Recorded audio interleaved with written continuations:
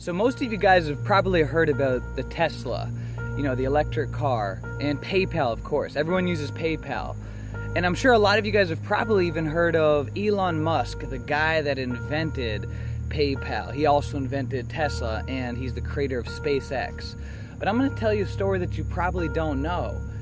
And that is that Elon Musk, after he had created PayPal, he had literally earned well over $100 million in just his 20s. Enough money to be able to not only retire himself, but to be able to retire his great-great-grandkids. However, when he went on and he created Tesla and then SpaceX, those companies started having issues. And he reached out to investors to get help. But he couldn't get enough money to be able to keep those businesses afloat. So he took out all of his own money, literally over $100 million of his own life savings, money that he didn't even need to spend, and he invested everything he had into saving those companies. An extraordinary risk that most people would think absolutely crazy, but he did it.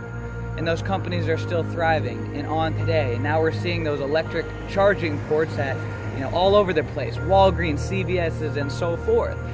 And Elon Musk had a great quote that if you believe in something, even if the odds are stacked against you, then you should still do it. I'm going to tell you another story about Kobe Bryant, one of my favorite athletes. I'm a huge fan of Kobe Bryant. I've always loved the Lakers. Right out of high school, this guy was incredible. Very competitive. Interesting thing about it is that right out of high school, he actually got scouted and offered a role to play in Spike Lee's movie, He Got Game. And he turned it down so that he could take a chance at trying to make it into the NBA. Denzel Washington ended up taking that part, and now Denzel Washington is a legend in the acting industry. So what is in common between a lot of these incredible people? People like Elon Musk, people like Kobe Bryant, and so many other exceptional people that go on to really create a legacy, is that they were literally willing to fail. They were literally willing to put everything on the line with no guarantee of success.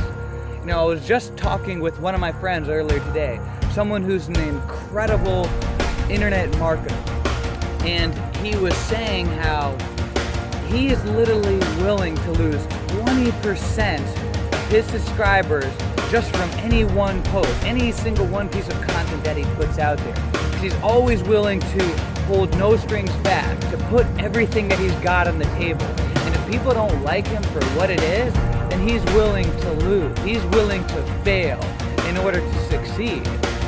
And I see that a lot, where a lot of people, they don't really want to take that jump towards creating their dream. They don't want to take that jump because they're not willing to fail.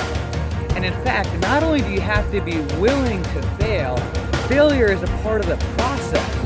Just like going to the gym, the only way to really build up your muscles is to push your muscles to failure and to break down the fibers so that they can grow bigger and stronger. The exact same thing is up here. You have to be willing to push your mindset to failure at times. You have to be willing to push yourself through failure so that your mental muscles can grow stronger. So as you go out and you embark, embrace failure. Be willing to fail and understand that failure is a part of the process and a part of the recipe. You have to hustle. You have to think outside of the box to make things happen when it seems impossibly difficult for anything to happen. To continue to get up off of the canvas when you are beaten down relentlessly.